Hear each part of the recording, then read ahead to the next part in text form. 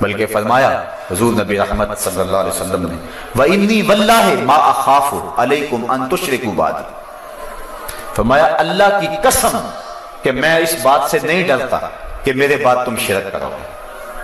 حضور نے تاکید کے ساتھ اور قسم کے ساتھ فرمایا وَإِنِّي وَاللَّهِ، اور بے شک مجھے قسم ہے میرے رب کی، مجھے اللہ کی قسم ہے کہ ما اخاف علیکم ان تشرکوا بعدی، کہ میرے بعد تم شرک نہیں کرو گے۔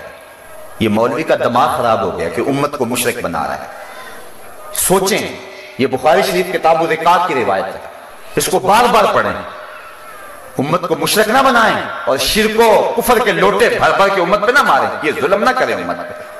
حضور کے بھولے بالے غلاموں کو شرک کا دھبا اور داغ نہ لگائیں ان پر، ڈریں قیامت کے دن سے جب ہر شے کھل کے سامنے آ جائے گی، کیا جواب دیں گے اللہ کے سامنے؟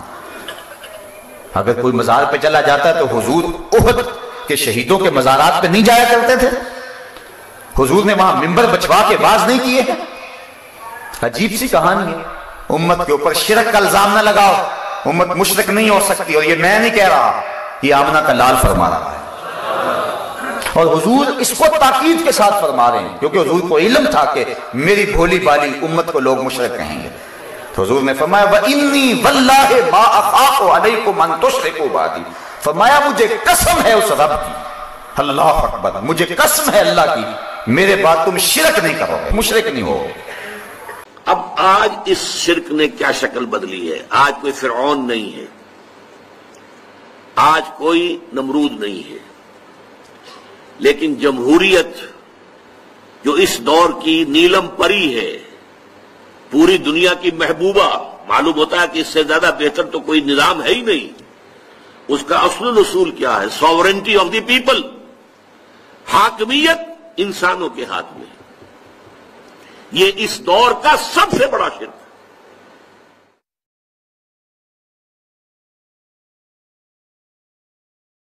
دنیا میں عام قاعدے قانون کے تحت بھی کسی سے کچھ کہنا کہ بھائی میرا یہ کام آپ کر دیجئے، آپ کر سکتے ہیں، ایک دفعہ کہنا جائز ہے،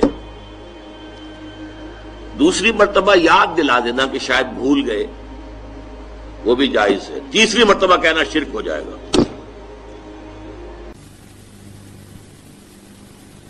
صبح کا وقت ہے، آنکھ بھی کھلی ہے، کوئی اذان کی آواز بھی کان میں آئی ہے، آپ کا نفس کہتا ہے ابھی سو جی، آپ نے اپنی چادر یا کمبل کو درست کیا اور کروٹ لیا، سو گئے۔ یہ کیا ہے؟ آپ نے کس کا حکم پیچھے پھینکا اور کس کا حکم مانا؟ اللہ کے حکم کو پیچھے پھینک دیا، نفس کے حکم کو آگے رکھا۔ یہ شرک، اس شرک کو جاننے والے بہت کم ہیں۔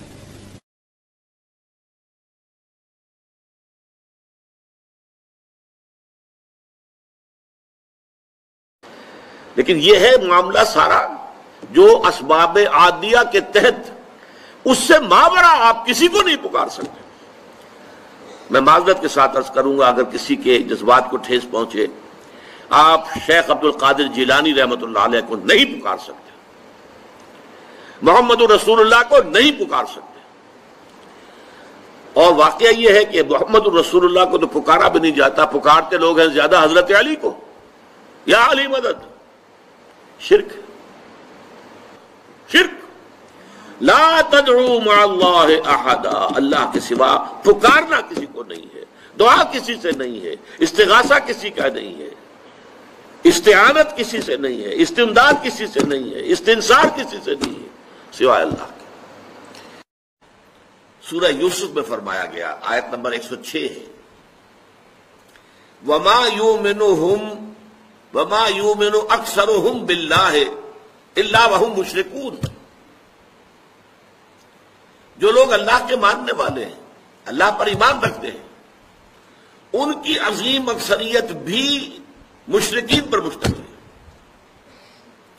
وما یؤمن اکثرهم باللہ، اور ان میں کی اکثریت نہیں ایمان رکھتی اللہ پر، الا وهم مشرکون، مگر یہ کہ کسی نہ کسی نوع کے شرک میں بھی مبتلا ہوتے ہیں۔ یہ ہے اصل موضوع ہمارا آج کا۔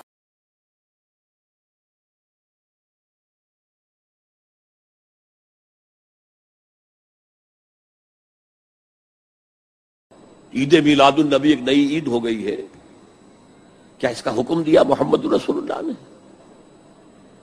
یفعلون ما لا یؤمرون، وہ اپنی ہی ایجاد کردہ روایات ہیں، اپنی ہی ایجاد کردہ بدعات ہیں، اپنی ہی ایجاد کردہ رسومات ہیں، ان پر لگے ہوئے ہیں اور دعوے کرتے ہیں اللہ سے محبت، رسول کے عشق کے، جبکہ ان کے عمل میں نہ اللہ کی اطاعت ہے نہ رسول کا اتباع ہے۔ اب جب ایسی صورت پیدا ہو جائے تو کیا کریں؟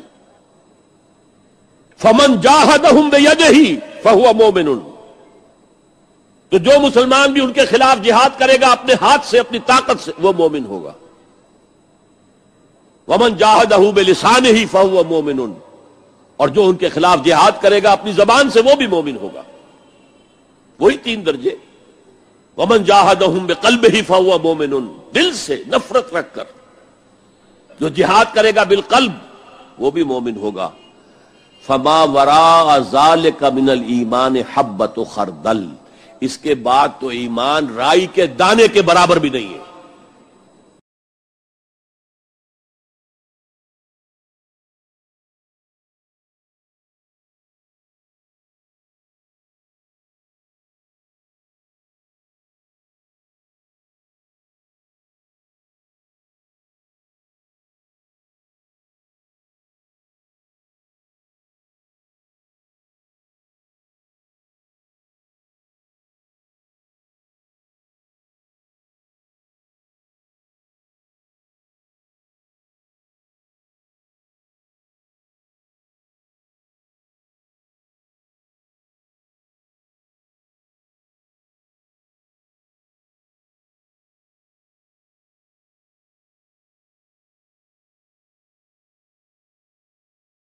وَلَعَنَ آخِرُ هَذِهِ الْأُمَّةِ أَوَّلَهَا، اس امت کے بعد میں آنے والے لوگ پہلے گزروں پر لعنت کریں گے، کہیں انہیں تو پتہ ہی نہیں ہے۔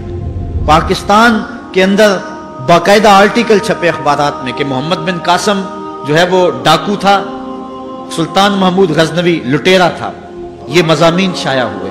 صحابہ کو گالیاں نہیں دی جا رہی، کتنے لوگ ہیں جو صحابہ کو برا بھلا کہتے ہیں، اور حضور علیہ السلام کے والدین طیبین جن کی وساطت سے یہ درے اور گوہر شاہوار محمد نصیب ہوا، ان والدین کو ممبروں پہ بیٹھ کے کیا جہنمی نہیں کہا جا رہا؟ تو یہ وہ زمانہ، کیا امام حسین کو باغی نہیں کہا جا رہا؟ پہلے لوگ اندر داخل ہو کے کرتے تھے اور کتابچے چھاپتے تھے، اب آہستہ آہستہ ممبروں پہ بھی آ گئے اور یہ بات کہی جانے لگی ہے۔ اس پر باقاعدہ اجتماعات منعقد ہوتے ہیں، اس پہ کہا جاتا ہے۔ ایک ٹی وی چینل کے اوپر یزید کو جو ہے وہ رحمت اللہ تعالی علیہ کہا گیا، کیا کچھ نہیں ہوا، یہ سب کچھ آپ کے سامنے ہے، یہ حضور نے بیان فرمایا، یہ ہونا تھا۔ آقا کریم علیہ السلام نے ارشاد فرمایا وہ وقت آئے گا کہ جو آخر والے ہوں گے وہ سمجھیں گے کہ ہم ہی جو ہے وہ دیندار ہیں، ہمیں دین کا ٹھیکہ ہے، اور پچھلوں پر لعنت بھیجیں گے کہ انہیں کیا پتا تھا دین کا۔ آج پچھلوں کے عقائد پر حملے ہو رہے ہیں اور انہیں مشرک کہا جا رہا ہے۔ میں نے ایک دن کہا تھا، یہ بڑے زور سے کہا جاتا ہے جو یا رسول اللہ کہ وہ مشرک ہو جاتا ہے۔ میں نے کہا دیکھو اس فتوے کا اثر کہاں تک جاتا ہے۔ حضور علیہ السلام کے سارے صحابی آقا کریم علیہ السلام کی موجودگی کے اندر بھی، اور پھر دیکھیے مسیلمہ کذاب کے مقابلے میں جو جنگ لڑی گئی، اس جنگ کے اندر حضرت خالد بن ولید نے لکھا کہ کافر بھی اللہ اکبر کا نعرہ لگاتے ہیں، ہم بھی اللہ اکبر کا نعرہ لگاتے ہیں، فرق ہی نہیں معلوم ہوتا اپنا کون سا ہے اور بیگانہ کون سا ہے۔ تو حضرت صدیق اکبر نے لکھا کہ جب وہ اللہ اکبر کا نعرہ لگائیں تم اس کے جواب کے اندر یا محمد آہو کا نعرہ لگاؤ۔ وَقَانَ شِعَارُ الْمُسْلِمِينَ يَوْمَئِذٍ یا محمد آہو، اس دن مسلمانوں کا شعار ہی یہ تھا، جو یا محمد یا رسول اللہ کہتا تھا وہی مومن مانا جاتا تھا، باقی کو تہہ تیگ کر دیا جاتا تھا۔ تو اگر یا رسول اللہ کہنا شرک ہے تو پھر سارے صحابی، وہ 10,000 صحابہ جو جنگ یمامہ میں شامل تھے، ان کے بارے میں پھر کیا کہو گے؟ پھر حضرت زین العابدین کے بارے میں کیا کہو گے جو کربلا کے میدان میں مدینے کی طرف منہ کر کے کہہ رہے ہیں یا رحمت للعالمین ادرک لزین العابدین؟ پھر حضرت زینب کے بارے میں کیا کہو گے؟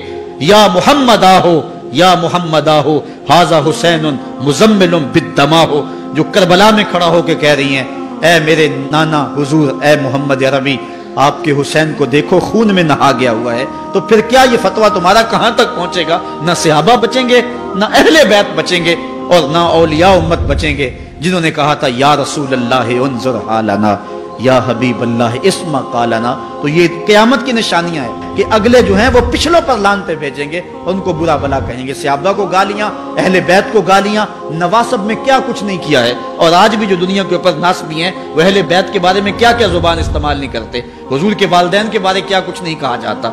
تو یہ سب کچھ ہونے والا ہے جو حضور علیہ السلام نے بیان کیا، کچھ ہو رہا ہے اور کچھ تم دیکھو گے اپنی آنکھوں کے سامنے۔